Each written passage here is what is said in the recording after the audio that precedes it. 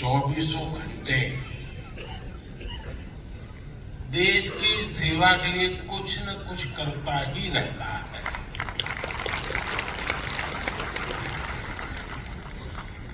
लेकिन अब अगले 100 दिन नई ऊर्जा, नया उमंग, नया उत्साह, नया विश्वास,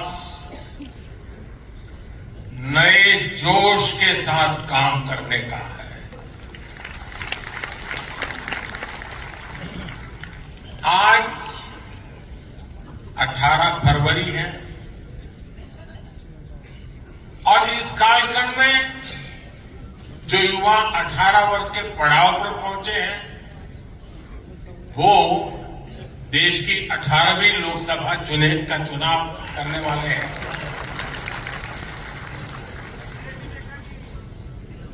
अगले 100 दिन हम सबको जुट जाना है, हर नए वोटर तक पहुंचना है, हर लाभार्थी तक पहुंचना है, हर वर्ग, हर समाज, हर पंथ, परंपरा, सब लोगों के पास पहुंचना है। हमें सबका विश्वास हासिल करना है और जब सबका प्रयास होगा तो देश की सेवा के लिए सबसे ज्यादा सीटें भी बीजेपी को ही मिलेगी।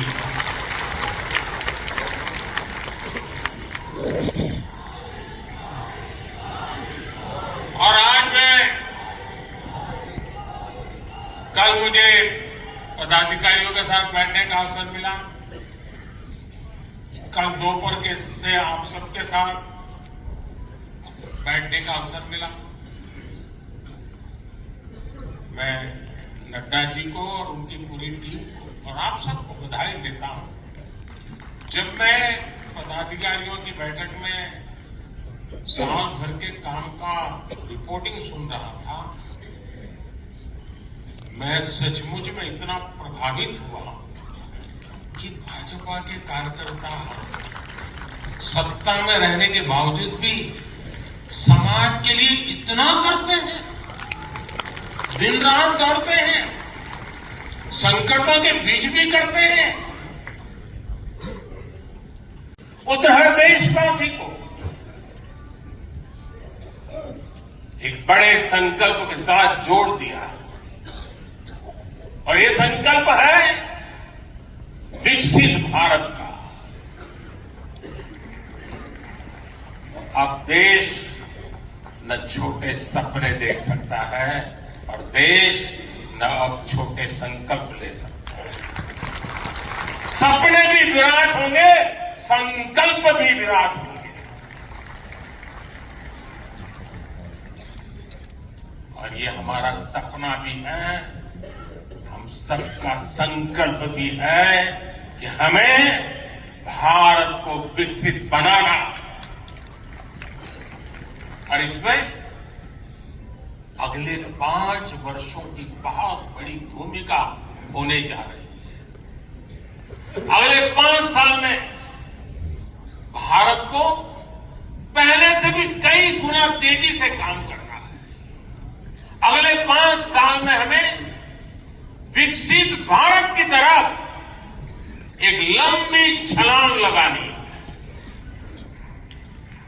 लेकिन भाई और बहनों, सारे लक्ष्यों की प्राप्ति के लिए पहली शर्त है सरकार में भाजपा की जोरदार वापसी।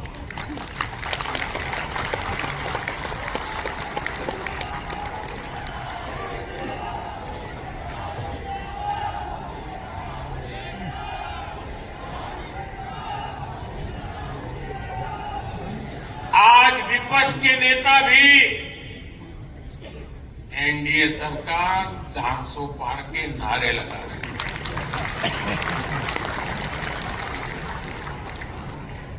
और एनडीए को 400 पार कराने के लिए भाजपा को 370 का माइलस्टोन पार करना ही होगा।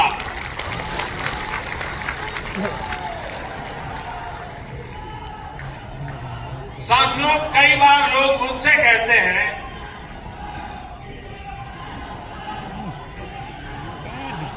मुझे कहते रहते हैं कि अरे मोदी जी, आपने इतना तो सब कुछ क्या कर लिया, जो बड़े बड़े संकल्प आपने लिए वो तो पूरे कर लिए, अब क्यों इतनी भागदौड़ कर रहे हैं? साथियों, पूरा देश मानता है 10 साल का बेदाग कार्यकाल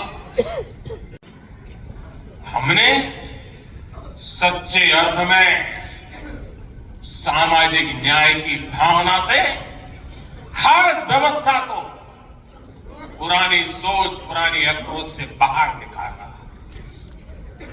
जिनको किसी ने नहीं पूछा, हमने उन्हें पूछा है। इतना ही नहीं, हमने उसको पूजा है। आदिवासियों में भी सबसे पिछड़ी जनजातियों को पहले किसी ने नहीं पूछा। हमने उनके लिए पीएम जनमन योजना बनाई। लाखों विश्वकर्मा परिवारों को किसी ने नहीं पूछा, हमने उनके लिए पीएम विश्वकर्मा योजना बनाई। रेहड़ी, ठेले, फुटपाथ पर काम करने वाले लाखों साथियों के बारे में किसी ने नहीं सोचा, हमने उनके लिए पीएम स्वनिधि योजना बनाई। पहले की सरकारों ने महिलाओं के हितों की, उनके जीवन में आ रही परेशानियों की भी कभी चिंता नहीं। हमारे यहां बेटियों को गर्भ में ही मार डालने की कितनी विराट समस्या थी।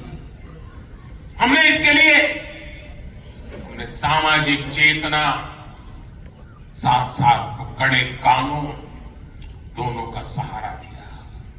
पहली बार देश में बेटी बचाओ बेटी पढ़ाओ जैसा एक जन आंदोलन चला, जिसका एक बहुत ही सार्थक प्रभाव हुआ। हमने बालिकाओं के, महिलाओं के पोषण पर विशेष बल दिया। हमने पोषण अभियान चलाया ताकि गर्भवती महिलाओं को उचित मदद मिल सके। स्वस्थ महिला ही स्वस्थ संतान को जन्म दे सकती है। गर्भ के समय महिलाओं को उचित पोषण मिले, इसके लिए मातृ वंदना योजना के तहत 3.25 करोड़ से अधिक बहनों को सीधी मदद दी। हमने सुरक्षित मातृत्व अभियान के तहत लगभग 5 करोड़ गर्भवती महिलाओं को हेल्थ चेकअप किया। प्रयास यही था कि माता और शिशु दोनों के जीवन पर पहले जो खतरे रहते थे उन्हें कम किया जा सके। 2014 से पहले महिला सुरक्षा को लेकर कितनी चिंताएं होती थी। हर कोई चिंतित रहता था। हमने रैप, बलात्कार ऐसे अपराधों को, संगीन अपराधों में फांसी की सजा सुनिश्चित की। नेताजी सुभाष और परमवीर चक्र विजेताओं के नाम पर द्वीपों का नामकरण किया। हमने दांडी में नमक सत्याग्रह का आधुनिक स्मारक का निर्माण किया। हमने बाबा साहब आंबेडकर से जुड़े पंच तीर्थ को विकसित किया। हमने रांची में भगवान बिरसा मुंडा की स्मृति में म्यूजियम बनाया। सरदार पटेल को समर्पित स्टैच्यू ऑफ यूनिटी हमारे कार्यकाल में बनी। 31 अक्टूबर को राष्ट्रीय एकता दिवस हमारी सरकार ने घोषित किया। 15 नवंबर को जनजातीय गौरव दिवस के रूप में घोषित करने का अवसर हमें मिला। 14 अगस्त को विभाजन विभीषिका दिवस के रूप में याद करने का निर्णय हमारी सरकार ने लिया। 26 दिसंबर को हमने साहिबजादों की स्मृति में वीर बाल दिवस घोषित किया। 26 नवंबर को संविधान दिवस भारत घोषित करने का फैसला भी हमारी सरकार ने किया और 21 जून को संयुक्त राष्ट्र इंटरनेशनल योगा डे भी हमारी ही सरकार के प्रयासों से घोषित। साथियों, विपक्ष के हमारे दल भले ही योजनाओं को पूरा करना न जानते हो, लेकिन झूठे वादे करने में इनका कोई जवाब नहीं रहा। बावजूद इसके आज एक वायदा करने से ये सारे राजनीतिक दल घबराते हैं। एक भी राजनीतिक दल के मुंह से नहीं सुना होगा जो वायदा हम कर रहे हैं ना, इसका जिक्र तक करने का उनमें सामर्थ्य नहीं है।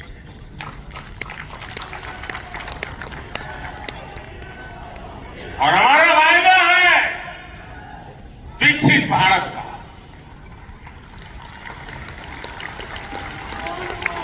इन लोगों ने स्वीकार कर लिया है ये लोग भारत को विकसित नहीं बना सकते।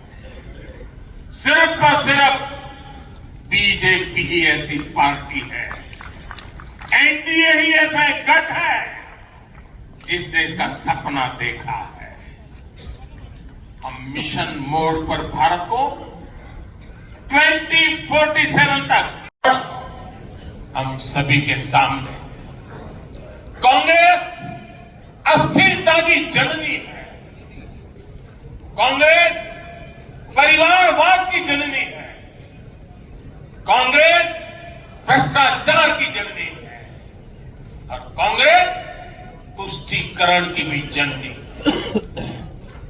70 के दशक में जब देश में कांग्रेस के विरुद्ध गुस्सा बढ़ना शुरू हुआ तो खुद को बचाने के लिए उसने अस्थिरता का सहारा लिया। हर नेता की सरकार कांग्रेस ने अस्थिर। आज यह प्रस्ताव के समय इसकी चर्चा आई है, मैं ज्यादा उसके लिए कहता नहीं। आज भी ये लोग अस्थिरता पैदा करने के लिए नई नई साजिशें कर रहे हैं। इन लोगों ने मिलकर जो गठबंधन बनाया है उसकी भी यही पहचान है। कांग्रेस के पास विकास का एजेंडा नहीं, फ्यूचर का रोड मैप नहीं। ये देश को कभी भाषा के आधार पर तो कभी क्षेत्र के आधार पर बांटने में जुटे हुए। साथियों, कांग्रेस का एक सबसे बड़ा पाप ये रहा है वो देश की सेनाओं का मनोबल तोड़ने से भी पीछे नहीं रहे। भारत की राष्ट्रीय सुरक्षा और सामरिक शक्ति को नुकसान पहुंचाने में कांग्रेस ने कोई कसर नहीं छोड़ी। जब भी देश के रक्षा क्षेत्र में कोई बड़ा काम हुआ, जब हमारी सेनाओं ने कोई उपलब्धि हासिल की, कांग्रेस ने हर बार उन पर सवाल उठाए। आप सिर्फ सोचिए कि 5 साल पहले इन लोगों ने क्या कहा था। इन लोगों ने हर कोशिश की कि हमारी वायुसेना को राफेल जैसे एडवांस एयरक्राफ्ट न मिल पाए। इन्होंने अप्रचार किया कि हिंदुस्तान एरोनॉटिकल लिमिटेड को, एचएएल को खत्म किया जा रहा है। ये लोग तो एचएएल के बाहर फोटो तक खिंचवाने के लिए चले गए। लेकिन देखिए एचएएल आज कैसे धूमधाम से आगे बढ़ रहा है। आज देखिए कितने सारे ऑर्डर आज उनके यहां बुक किए गए हैं। आज जरा देखिए एचएएल का मार्केट वैल्यू कितना बढ़ गया है। ये वही लोग हैं जिन्होंने हमारी सेनाओं के सर्जिकल स्ट्राइक करने पर उनके पराक्रम पर सवाल खड़ा किया। जब एयर स्ट्राइक हुई, उनकी सफलता के प्रमाण मांगे जाने लगे। कांग्रेस भारतीय सेनाओं के अपमान का कोई मौका नहीं छोड़ती। साथियों, कांग्रेस कितनी कंफ्यूज है इसका उदाहरण मैं आपको देना चाहता हूं। कांग्रेस पे लड़ाई चल रही है और बड़ी तगड़ी लड़ाई चल रही है, लेकिन मजा यह है कि सिद्धांतों में नहीं चल रही, योजनाओं को समझ में नहीं चल रही। लड़ाई क्या? कल आपको जानकर के आश्चर्य होगा क्या लड़ाई है। कांग्रेस में एक वर्ग है जो कहता है कि मोदी से तीखी नफरत करो, मोदी पर व्यक्तिगत आरोप लगाओ, मोदी की छवि खराब करने के लिए हर हथकंडे अपनाओ। एक वर्ग है। कांग्रेस के अंदर एक दूसरा वर्ग भी है जो कांग्रेस की मूल परंपराओं से निकला हुआ है, जो कहता है कि मोदी पर व्यक्तिगत आरोप, नफरत से कांग्रेस को बाहर निकालो, इससे कांग्रेस को और ज्यादा नुकसान होता है।